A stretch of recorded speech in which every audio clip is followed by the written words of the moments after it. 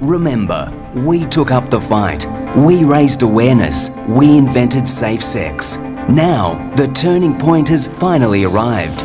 It's time to make history by ending HIV for good. The big news is that treatments now have a drastic impact on HIV transmission. On top of enjoying health benefits, research shows that going on treatment reduces a positive guy's viral load to an undetectable level, which after 6 months makes it much less likely to pass on the virus. The problem is, a lot of new transmissions come from people who don't know their status and aren't on treatment. So testing more is where we start. Get tested at least 2 to 4 times a year.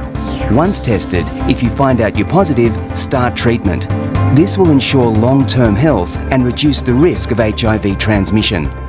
Finally, continue to play safe. Condoms still remain the most effective barrier to HIV. By testing more, treating early, and continuing to be safe, we can reduce new infections by 80% among gay men by 2020. It all starts with you.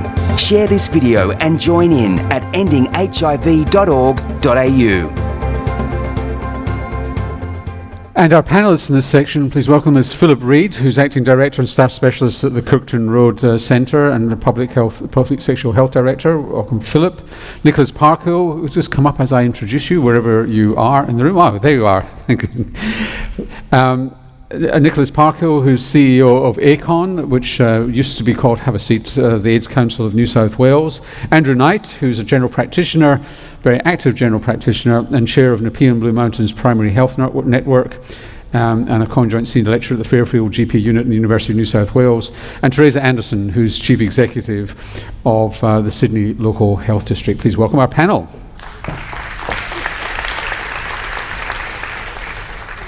So is this just a refresh, Nicholas, or is this something actually new that's happening? It's absolutely something new. The science behind HIV transmission has shifted drastically over the last 5 years, and I think it would be fair to say that the New South Wales government was very responsive to that scientific change, if you like, and really what was put in place in 2012 and then following 2012 and 2016 with this current strategy was incredible change in the way we respond to HIV. That some of the principles about how we've always responded still remain at the core of that. That really focuses on consumer involvement, if you like, and community engagement, and a recognition that we need to be putting in place innovative education programs to really target those people who are at risk. But what the New South Wales government did was really look at new ways and new service models to adapt to that changing scientific evidence. So what we did was really looked at taking testing out of traditional clinical settings and putting them in community-based settings, so they were much more easy to access for those people who are at risk. Looking at policy workarounds and also service model workarounds, so we could adapt in New South Wales to the new technological advances where we had challenges federally for them to be introduced. So there's a whole kind of range of new things that have been done, I think, in New South Wales, where client-centred service delivery has been central to that, but as has community engagement. And that's really sort of taken us a long way, I think, in probably putting in place one of the most contemporary HIV responses that is in place anywhere in the world. But Andrew, you can't just go for people who attend, specialist clinics. This is a population-based thing. I mean, people who don't identify themselves as gay, men who have sex with men, intravenous drug users, and so on. Are you convinced this program will actually get to those communities who don't identify themselves as at risk? Well, one of the interesting things I learned from being involved in the program is that most new cases are actually diagnosed in mainstream general practice. That's a tribute to how far we've come. What I want to say is I think this program has recognised that we will not achieve this goal if we don't work together. And I think that is a refreshing new approach, not entirely new, but somewhat new, that we must work together, general practice and secondary and tertiary care, if we're going to achieve this goal. So that's new, and I think the system's putting its money where its mouth is and actually reaching out and integrating a lot of the program. Philip, to what extent has the advances in the science worked against the public health approach? So you've now got pre-exposure prophylaxis. Yep. So why should I bother wearing a condom? Why should I worry at all? I'll just take the pill and do what I want to do. So you're pushing stuff uphill here? Look, it's a question that obviously was well discussed in many settings before the rollout of PrEP, which is the EPIC study, of which there's now about 3,700 men in New South Wales taking pre-exposure prophylaxis. I think it's important to remember that a lot of people still use condoms, continue to choose to use condoms, and it really is also, it continues to be a bedrock of HIV prevention. And there are many reasons to use condoms that aren't just about HIV transmission. There's also STIs, which obviously have a morbidity associated with them as well. So, but recognizing that some people don't always choose to use condoms, I think it's absolutely an evidence-based intervention that really can, or it really has the potential to halve the number of HIV diagnoses. And actually, as a sexual health physician, I'm quite excited by the fact that the process of HIV pre-exposure prophylaxis really engages men who are also at high risk for STIs to come into services regularly, be they publicly funded sexual health services or community services, and actually get tested regularly to reduce the incidence. Because the STI statistics are not brilliant, are they? We have a problem with gonorrhea and an increasing one with syphilis, do we not? Undoubtedly, the numbers of syphilis and gonorrhea cases have increased over the last 5 or 6 years, and there's a number of reasons for that. I really wouldn't want to think that it was related to pre-exposure prophylaxis solely. I think the story there is a very good news story. There is still work to be done to work out how we modify the impact of STIs, but I think the engagement in care is a real opportunity forged through pre-exposure prophylaxis for HIV to look at these STIs as well. So Teresa, what changes on the ground for health services for local health districts? This has been a really big change, and it's been a great example of how we work in partnership. And in fact, if we look at Elizabeth's presentation, our Secretary's presentation earlier about value-driven healthcare, this is a very good example of how to do things, about how to have partnerships with people who are living with HIV, the community, our community organisations, the partnership with ACON and our other NGOs. Everyone is at the table, the policy people, the districts, the local health districts, our clinicians, our general practitioners, and it's a model that we can use in other very complex health conditions as well. So it's not only changing HIV management, it's changing the way we think about dealing with complex health problems. So we've taken this exact governance model and are using that in dealing with eating disorders across the state.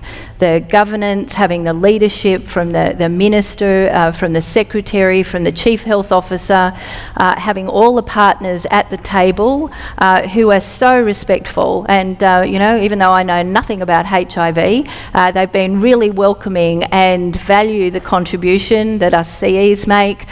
We know about implementation. They know about, they've got the clinical expertise. They also know about how we deal with community. So our partnership with ACON, we've been able to communicate with the community in a way that we wouldn't be able to do if it was just the health service by itself. We're in the pubs, we're in the clubs, we're all the places where people go, and there's a real connection with the community. I talk to people in the community who are living with HIV, and they see us all working together, and that's what we want the community to see for all conditions.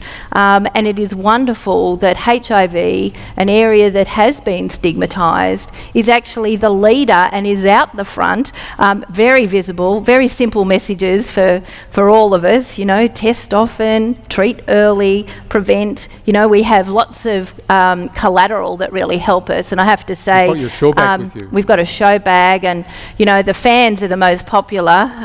They're really in short supply, but it makes a difference. The coasters in the pubs means that people are having a conversation around HIV, and we've changed culture. I believe in my lifetime we will end HIV.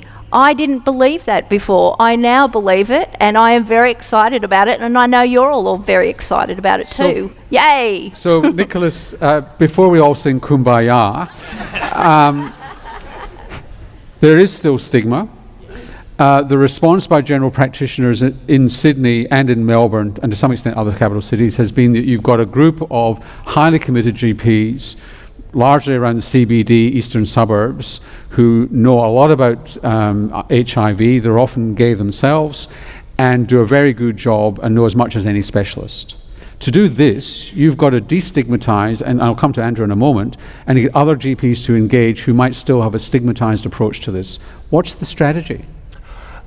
Stigma and discrimination is a critical component to the response in terms of ending HIV. And I think a lot of the new tools that we have, for instance, PrEP, earlier access to treatment where you have an undetectable viral load, in effect you don't pass on the virus if you're on effective treatment, those things will play out at a community level and, if you like, shrink the zero divide between negative and positive.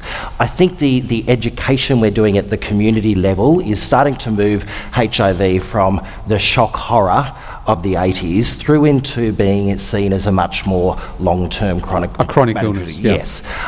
That takes time to shift that culture, but I think we're getting there. But we've had 20 years to shift that culture of triple therapy, of highly active therapy. Yes, but you're actually now involving negative people much more in that equation, and you're actually talking about it at a much broad-based level. So while I think our strategy has been good up until a point of only talking to at-risk population groups, what we've seen through this strategy is more intensive work that has been led by the New South Wales Health Department with GPs, making sure that they're supported.